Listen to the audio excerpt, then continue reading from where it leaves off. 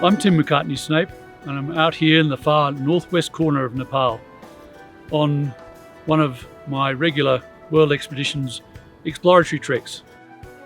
I've been coming to Nepal now for 40 years, and after my first few treks with World Expeditions, I decided to branch out from the regular routes because, well, I don't like crowds, and I could see that there's so much of the country unexplored.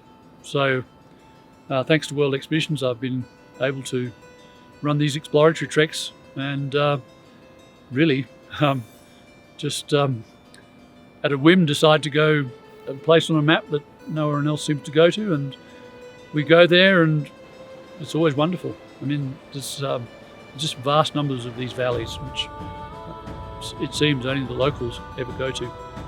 So, you know, there's a lifetime's worth of exploring here.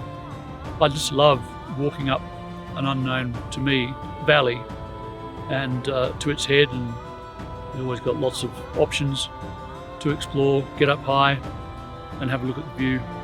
Because, I mean, Nepal's the most mountainous country on earth pretty well, and I would think that there's still a majority of them are relatively unknown to the outside world, so it's just a wonderful place to come and spend some time out in the mountains. We've just come down from a high camp where we made an attempt on a 6,000 metre peak. Unfortunately, the weather wasn't cooperative, but we had a great time and had some wonderful views. We've been trekking from the remote regional capital of Simikot, which we flew into, and well, because of the fact that this year was a very heavy snow year, we stuck a lot to the valley, so we came up one of the sort of smaller tributaries of the Kanali River towards the Tibetan border, and then trekked up an untravelled glacier, unnamed, probably no one's ever been up it before, right to its head, climbed up nice few technical pitches up to a pass on the border with Tibet, and then proceeded up towards the summit of a unnamed peak, but didn't quite get to the summit because of the weather. As you can see, it's actually pretty normal for the afternoon, but it's been like this all day. The far western Nepal is a wonderful place. I mean, we haven't seen anyone since we started trekking, and I'd be very surprised if we saw anyone until the last couple of days of the trek. Early on, we went through a couple of villages, and we did employ some local muleteers and use their mules to help us bring our supplies up this valley. And on the way, we contributed to the building of a bridge for the locals. The bridge was down, so we contributed some money and a little bit of muscle power to help them build their bridge, which is vital for their summer grazing.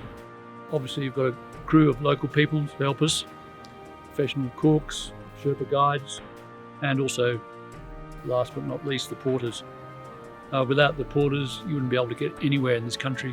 A lot of it, I mentioned mules, but sometimes we take mules and yaks, but we always need porters for the more difficult parts of the trek because animals cannot go there. At least pack-carrying animals can't go there. And it's a good opportunity to get to know the local people too on a trek like this.